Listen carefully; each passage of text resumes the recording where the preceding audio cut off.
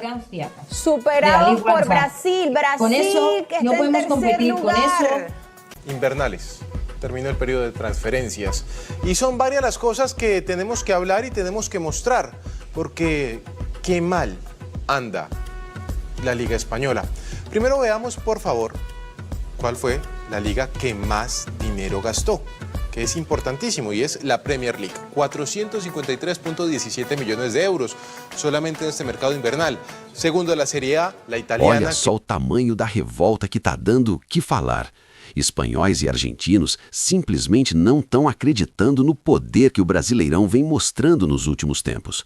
O debate esquentou nas redes sociais, com comparações polêmicas, provocações e muita discussão sobre nível técnico, intensidade e estrelas do campeonato. Será que o futebol brasileiro está mesmo retomando o protagonismo mundial? A reação foi pesada e você precisa ver isso. La italiana, que muchos dicen se está quedando por detrás, pero no, es la segunda en inversión y tercero es el Brasileirao, el equipo que podría jugar en segunda división de España, han dicho en este programa en algún momento. Vocês não têm noção do que está acontecendo fora do Brasil. A imprensa da Espanha e da Argentina simplesmente entrou em modo alerta quando o assunto é o crescimento e o poder do Brasileirão. E não é exagero não. Estamos falando de clubes com elencos milionários, estádios lotados, contratações de peso e uma competitividade que hoje coloca o Campeonato Brasileiro como um dos mais fortes do mundo. Isso está incomodando, e muito. Nos programas esportivos de lá, o debate é direto. Como o futebol brasileiro voltou a ter tanto protagonismo? Enquanto muitos ainda olhavam para a Europa como o único centro de força, o Brasileirão começou a segurar suas joias por mais tempo, repatriar craques e bater de frente financeiramente com mercados tradicionais.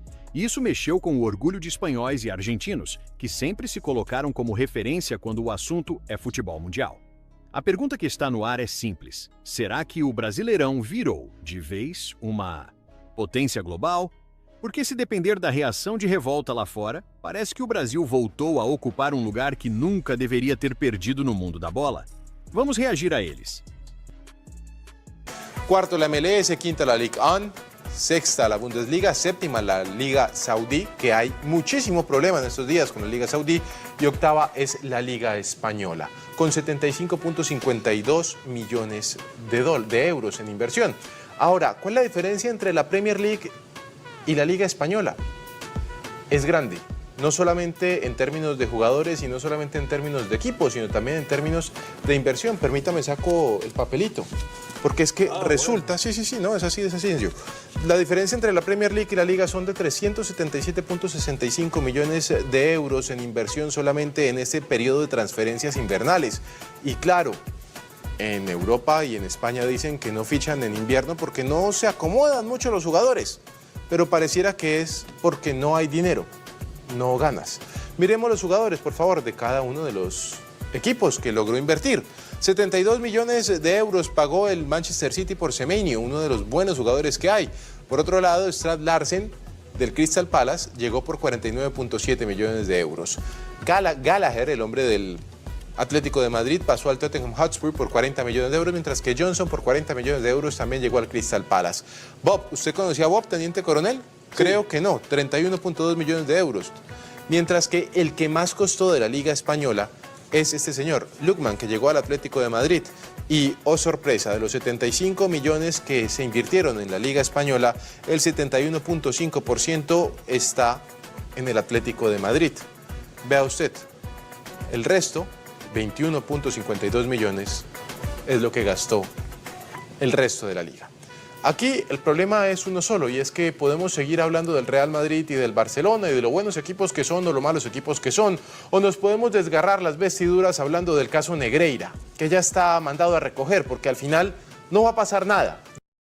Pues ese tipo de medidas que en vez de centrarse en arreglar la relación con el Madrid, ir de la mano y remar todos hacia arriba, pues se centra en este tipo de bobadas. Toda la razón, están completamente desubicados los señores de la Liga. Ahora, Karen, la realidad es que llama poderosamente la atención que la todopoderosa Liga Española, históricamente, hoy por hoy se vea rebasada, por ejemplo, por el Brasileirao, que ha metido muchísimo dinero, pues para hablar de un caso específico, Paquetá, 42 millones de euros, recién la semana pasada.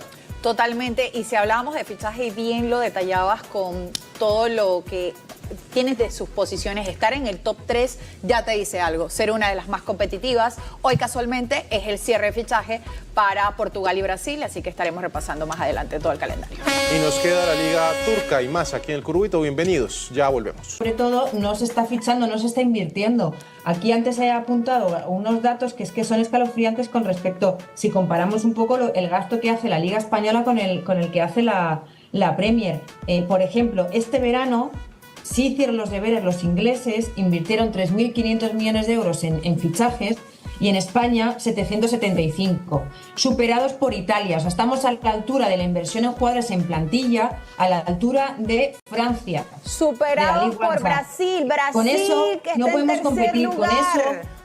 Con eso se nos han ido las estrellas, no tenemos el mismo dinero para pagarles, no tenemos la misma capacidad de deuda. Esto viene además desde la pandemia. Por algo Messi no quiere regresar. Es que hasta la MLS está por encima de la liga.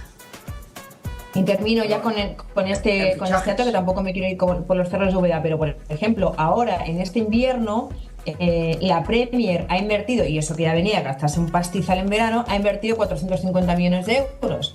En España 75, de los cuales 54 han sido por parte del Atlético de Madrid. Es decir, que no se pueden reforzar. Los jugadores que están llegando suelen ser cedidos, o sea, los que están fichando la mayoría de equipos son cedidos o de Latinoamérica, que cuestan 8, 10 millones o 6 millones. No hay capacidad de endeudamiento ni de fichajes, no hay. Y esto lo vemos para cerrar aquí la chapa que estoy dando. Esto se traduce en que haya muchas lesiones porque no se puede rotar tanto, porque las plantillas son muy cortas. Si escuchamos atentamente a Lorena, hay que afirmar entonces que gracias al Real y al Barcelona se sostiene la liga. Y el Atlético. Bueno, es que ahora con no puede fichar. Sí, bueno, el Real Madrid es tampoco puede fichar, mais valorado. E no fim das contas, o que a gente está vendo é simples. Quando o Brasil cresce, incomoda. Quando o Brasileirão mostra força financeira, técnica e estrutural, mexe com o ego de quem sempre se achou intocável. A revolta de espanhóis e argentinos não é só crítica esportiva. É sinal de que o futebol brasileiro voltou a ser protagonista de verdade. Se antes diziam que aqui era só vitrine para vender jogador, hoje o cenário é outro. O Brasileirão compete, paga bem, segura talento e ainda revela craques. E isso muda o jogo. A pergunta que fica é: será que eles estão preparados para aceitar que o centro da força pode, mais uma vez, estar no Brasil? Porque uma coisa é certa: quando o mundo começa a reclamar, é porque o gigante acordou no mundo da bola. Obrigado por assistir. Valeu e que Deus te abençoe.